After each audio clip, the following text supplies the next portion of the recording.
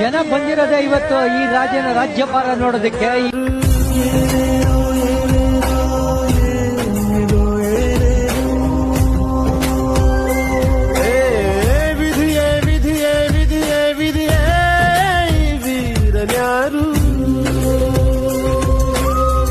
ಒಂದೂರಿನಲ್ಲಿ ಒಬ್ಬ ಪರಾಕ್ರಮಿ ರಾಜ ಇದ್ದ, ರತಿಯಂಥ ರಾಣಿಯೊಡನೆ ರಾಜ್ಯಭಾರ ಮಾಡುತ್ತಿದ್ದ.